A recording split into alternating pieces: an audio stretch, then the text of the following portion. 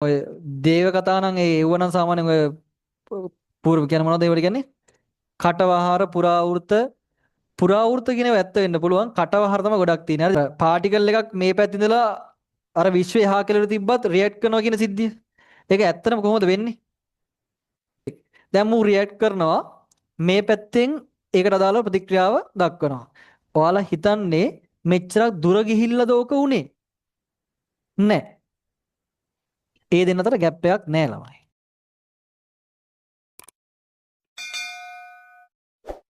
මේ යන්න හදන්න නම් එපා පොඩ්ඩක් ඉඳපල්ල ඈ. එනකට දැන් කයියක් ගාලා යා. ඇයි ඒ ඉඳපල්ල පොඩ්ඩක්. යකෝ සතියේ දවස් කීය පැය කීයද අහුවෙන්නේ? උඹලා අකමැත්තේ වුණත් ඉන්න ඕන. තව මාස දෙකක් ඉන්න තියෙන ඉඳපල්ල.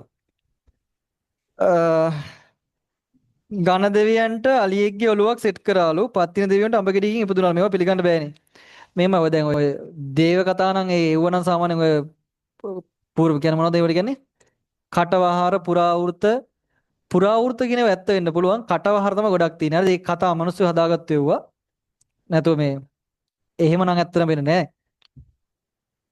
ඒ ඔය කතාවල විශ්වාස ඇත්තේ උනට මම ඔය කියන්නේ මම පොඩි කතාවක් කියන හිටිය මොකක්ද දන්නවද? පොඩි කතාවක් කියමු ඈ. ඔයාලා දැක්කද මේ අහන්නකෝ. අහපල්ලා අකමැත්තෙන් හරි අහන් ඉඳපල්ලා.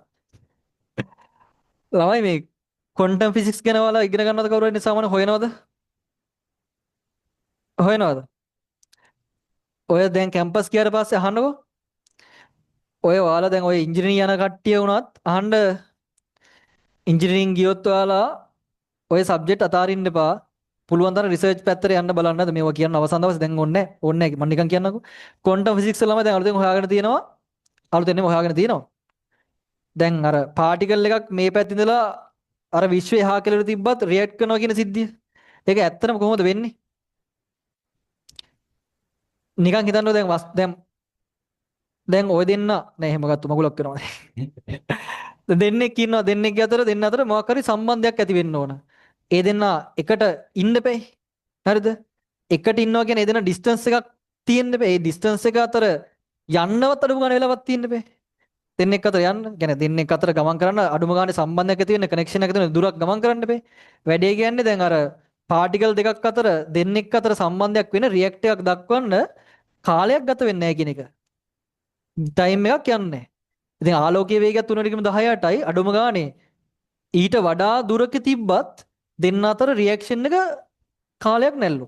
ඒ කියන්නේ කාලය කියලා concept එකක් නැහැනේ බං. ඒතකොට කාලය කියන්නේ බොරුවක් නේ එතකොට. කාලය කියලා දෙයක් ඇත්තම නැහැ. නේද? දැන් කියලා වෙලාවක් තියනවද? කෝ? නැහැ. දැන් කියලා කාලයක් නැහැනේ.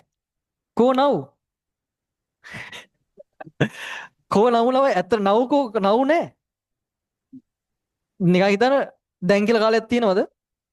නෑ බං. නෑ ඉතින්. නෑ අතීතේ කෝ? ඒකත් නෑ. අනාගතේ තමයි තියෙන්නේ නිකන්. හරිද? ඔක හරියට ඉතුරු ට්‍රැක් පය. ඔක නියම කතාව හරිද? ක්වොන්ටම් ෆිසික්ස් දැන් සිද්ධාන්තය හිතන්න. දැන් හිතන්නකෝ දැන් අහගන්න. මෙතන තියෙන පාටිකල් එකක් මේ දින්නේ ආලෝක වර්ෂ මිලියන කෝටියක් විතර ඇතින් එකෙක් ඉන්නවා. මෙතන ඉන්න එකෙක්. දැන් මූ රියැක්ට් කරනවා මේ පැත්තෙන් ඒකට අදාළව ප්‍රතික්‍රියාව දක්වනවා. ඔයාලා හිතන්නේ මෙච්චරක් දුර ගිහිල්ලාද ඕක උනේ? නැහැ. ඒ දෙන්න අතර ગેප් එකක් නැහැ ළමයි. ඒ දෙන්න අතර ગેප් එකක් නැති නිසා තමයි රියැක්ට් කරන්නේ. ඒ කියන්නේ ස්කන්ධය නැති වෙනකොට මේක බෙන්ඩ් වෙනවා. ඒ කියන්නේ ස්පේස් එකක් නැති වෙනවා. ඒක තමයි ඒකේ තියරිය. දෙන්නේ කොච්චර දුර රියැක්ට් කරනවා කියන දුරක් නැති වෙන උන් දෙන්න අතර. විශ්වයේ මෙහෙ කෙලවරක් රවුමක් තිබ්බට උන් දෙන්න අතර දුරක් නැහැ. ඒ කියන්නේ ස්කන්ධයක් නැත්තම් ඩිස්ටන්ස් නැහැ. ටයිම් නැහැ. ටයිම් කියලා දෙයක් ඇත්තම නැහැ. ටයිම් එකක් තියෙන මොනවටද? ස්කන්ධයට තමයි. කියන්නේ ස්කන්ධය මත තමයි ටයිම් එක කියන එක අපි හදාගත්ත දෙයක් තියෙන. ඇත්තම ස්කන්ධයත් එක්ක තමයි තියෙන්නේ. ස්කන්ධ නිසා තමයි ගුරුත්වය හටගන්නේ. ස්කන්ධය නැත්තම් ගුරුත්වයකුත් නැහැ. එහෙනම් ස්පේස් එකක් නැහැ. හරිද? ඔය හොයන්න ඉස්සරහට ගිහලා දැන් මට පේන මේ මෑත කාලේනිව සෑහෙන දියුණුවක් වෙන ওই දේවල් වල. එතකොට තව ටික කාලයක් ඉඳලා ඔය හොයාගන්න දේවල් ටික ඔක්කොම හොයලා තියෙයි. එහෙනම් ආතල්ලක් තියෙනවා ඉස්සරහට. හරි ඕක ගැන හොයන්න. හරි එහෙනම් පරිස්සමෙන් යන්න.